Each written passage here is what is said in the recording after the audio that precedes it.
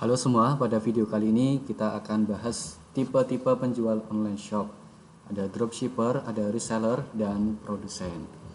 Dari sini kita akan mengetahui bagaimana kelebihan-kelebihannya dan juga kelemahannya, sehingga kita bisa menentukan kita akan menjadi online shop tipe yang mana.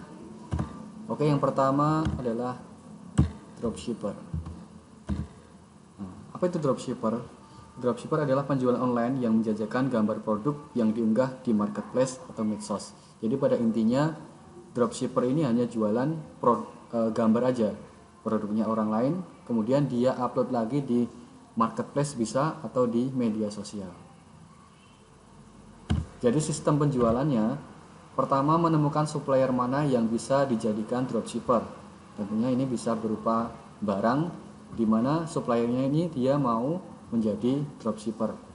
Setelah ketemu suppliernya, kemudian dropshipper bisa mengunggah gambar dari supplier tersebut dan juga memberikan caption, deskripsi, dan juga harga yang dia tentukan. Jadi gambar-gambar ini juga dia bisa mengambil dari gambar yang ada di supplier tersebut. Setelah mengunggah gambarnya, setelah mendapatkan gambarnya, dia bisa unggah di Instagram atau ke marketplace.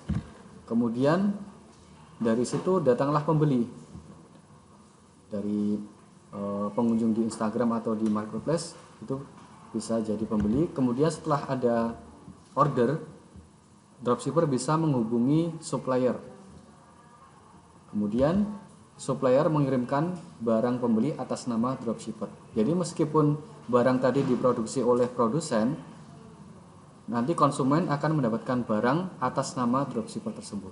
Misalnya produsen A memproduksi suatu barang, misalnya barang baju atau sepatu atau lainnya, kemudian dijual oleh B. Nanti konsumennya akan mendapatkan barang atas nama si B tadi. Keuntungan dari dropshipper ini, dropshipper mengeluarkan modal yang cenderung kecil, bahkan bisa dikatakan tanpa modal. Kenapa? Karena dropshipper hanya mengupload gambar-gambar saja, jadi bisa dikatakan modalnya sangat kecil atau bahkan tidak ada. Namun dropshipper juga bisa mengeluarkan modal yang besar jika dijual di marketplace. Ya, jadi kalau dijual di marketplace, sistemnya misalnya di Shopee, kemudian Bukalapak, Tokopedia dan sebagainya, itu kan kita beli dulu baru barang ada. Misalnya ada order, misalnya konsumen mau order ke kita belum menerima uang tersebut. Jadi uang tersebut masih ada di saldo di marketplace. Uang tersebut baru terkirim ke akun kita setelah barang dikirim. Gitu. Jadi kalau di marketplace memang kita harus membeli terlebih dahulu ke supplier tersebut, kemudian dikirim ke konsumen. Baru uangnya baru masuk ke kita. Beda lagi dengan di media sosial, misalnya Instagram, WhatsApp, Facebook dan sebagainya, YouTube. Nah, kalau di media sosial itu basisnya kepercayaan. Kita harus membangun trust atau kepercayaan dengan customer kita, sehingga itu customer ketika beli bisa mengirim uang terlebih dahulu. Gitu. Jadi itu minim modal kalau dengan media sosial. Nah, itu bedanya media sosial dengan marketplace. Kemudian keuntungan yang kedua, tidak membutuhkan tim yang besar. Bahkan dropshipper ini bisa dilakukan mulai dari diri sendiri. Ya, karena hanya upload kemudian mendapatkan order, yang mengirim juga bukan kita. Jadi tidak membutuhkan tim yang besar.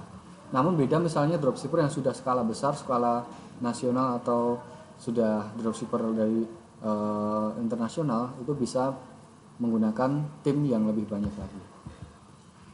Cuman biasanya kalau sudah besar itu sudah berpindah dari dropshipper pindah ke yang lain, yaitu reseller. Oke, selanjutnya kita bahas yang kedua, yaitu reseller. Ya, dropshipper ini memiliki kelemahan ya, sebelum ke reseller memiliki kelemahan ya. Yang pertama, harga tidak bisa mengikat konsumen. Jadi harga itu fix dari produsen. Misalnya kita jual suatu barang di harga tertentu, kemudian harganya berubah dari produsennya berubah, maka kita tidak bisa mengontrolnya. Perubahan itu tidak kita ketahui, jadi tidak mengikat di konsumen. Jadi bergantung pada supplier yang memiliki hak penuh terhadap penentuan harga.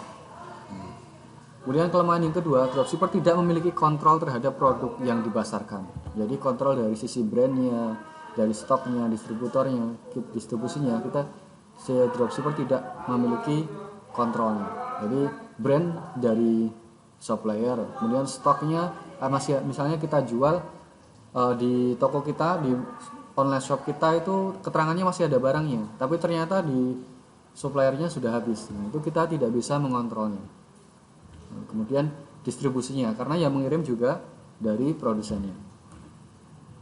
Kelemahan dropshipper yang ketiga yaitu dropshipper tidak memiliki jaminan bahwa pengiriman produk akurat. Nah, jadi bisa saja ini terutama untuk supplier yang tidak khusus untuk dropshipper. Jadi ada supplier yang tidak bekerja sama dengan dropshipper. Nah, ini kadang-kadang salah nama pengiriman. Jadi suppliernya lupa kalau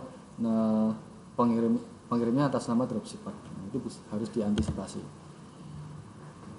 Nah, untuk mengantisipasinya kita bisa mengikuti komunitas-komunitas dropshipper. Salah satunya Outlets ID. Nah, di situ adalah komunitas yang memastikan bahwa produsen situ adalah produsen yang bersedia bekerjasama dengan dropshipper. Jadi bisa untuk kontrol di situ.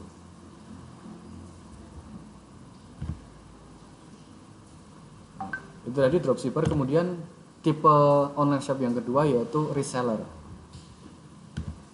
Kalau reseller itu penjual yang membeli produknya terlebih dahulu kemudian dijual kembali. Ini bedanya, reseller itu dia menyetok barang dari produsen.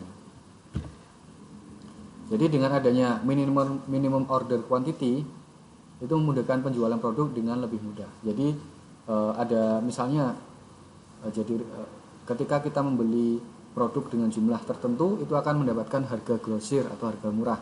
Itu biasanya harganya lebih murah daripada dropshipper tadi.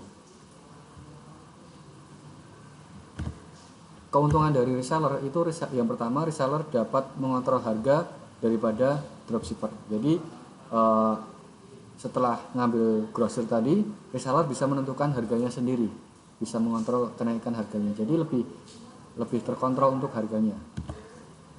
Kemudian reseller memiliki kontrol parsial khususnya dalam proses pengiriman. Ya, jadi pada waktu pengiriman barang tentunya yang mengirimkan adalah reseller sendiri. Nah, jadi bisa dipastikan barangnya sampai tujuan sesuai dengan nama toko kita gitu. Jadi kalau dropshipper itu yang mengirim produsen hanya atas nama kita, tapi kalau reseller itu kita sendiri yang mengirimnya. Nah, jadi kemungkinan salahnya kecil, kecuali kalau kita sendiri yang memang salah tulis atau adminnya salah kirim, nah itu bisa salah. Tapi lebih memiliki kontrol penuh terhadap pengiriman. Kemudian yang ketiga, reseller membantu penjual lebih berkomitmen karena mengeluarkan modal yang lebih besar. Jadi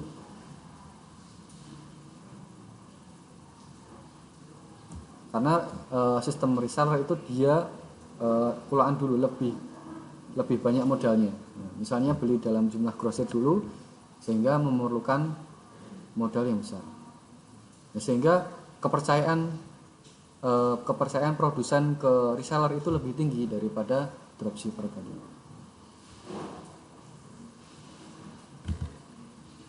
Jadi sehingga memotivasi reseller untuk menjalankan penjualannya, karena sudah terlanjur dibeli, pastinya harus motivasinya lebih besar untuk penjualannya.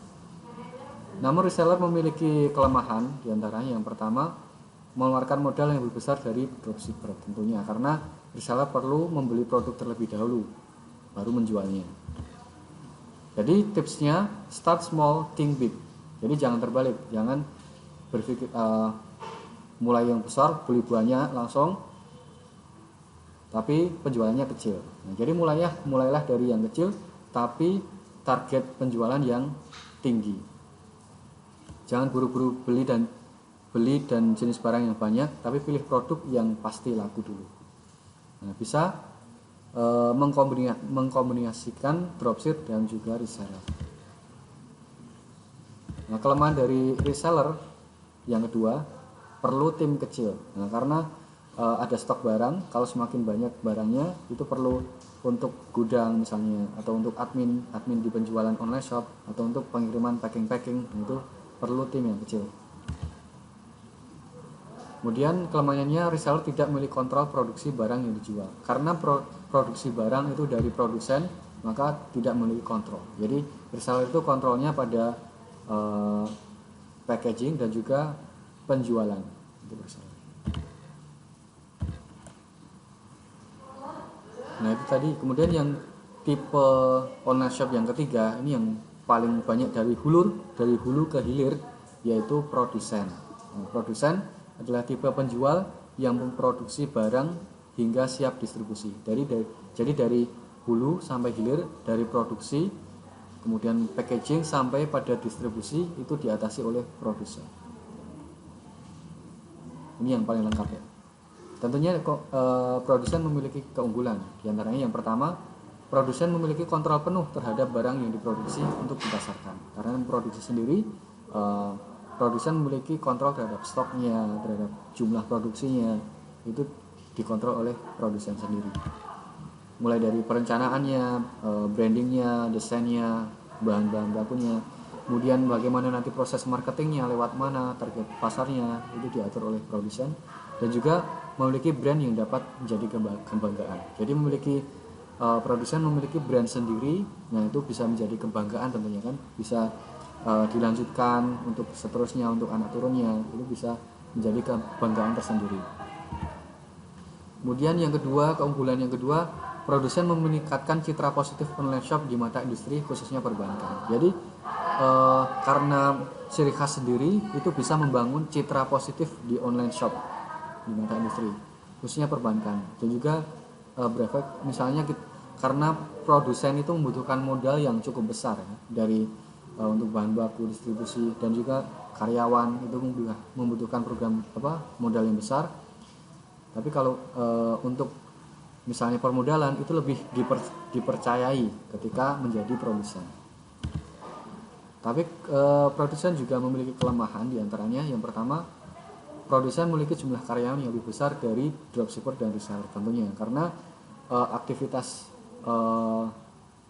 bisnisnya mulai dari pemilihan bahan, produksi, kemudian packaging sampai pada distribusi, semuanya membutuhkan SDM. Tentunya membutuhkan karyawan yang lebih banyak dari dropshipper. Nanti berdampak pada biaya untuk karyawan-karyawan tersebut. Kelemahan yang kedua, produsen membutuhkan modal yang lebih besar dibandingkan sistem penjualan lainnya. Nah, karena untuk biaya karyawan, untuk biaya produksi, mungkin untuk alat produksi, bahan, itu membutuhkan modal yang cukup besar. Nah, mungkin untuk bisnis pemula bisa memulai dengan tadi reseller sama dropshipper, agar nanti paham alur bisnisnya, segmen pasarnya, baru bisa memproduksi sendiri. Tapi bisnis awal juga bisa menjadi produsen, misalnya dengan modal kecil, misalnya bahan bakunya dari yang lain, kemudian kita hanya membranding produknya, kemudian mengemasnya dan mengirimnya. Ada misalnya bahan baku kaos, kemudian kita brandingnya sablonnya, jadi hanya pasca bahan baku gitu. Itu bisa menjadi awal untuk menjadi produsen. Oke, itu tadi 3 model untuk bisnis online. Anda bisa memulai dari dropship, reseller, atau produsen. Oke, terima kasih, sampai jumpa di video selanjutnya. Wassalamualaikum warahmatullahi wabarakatuh.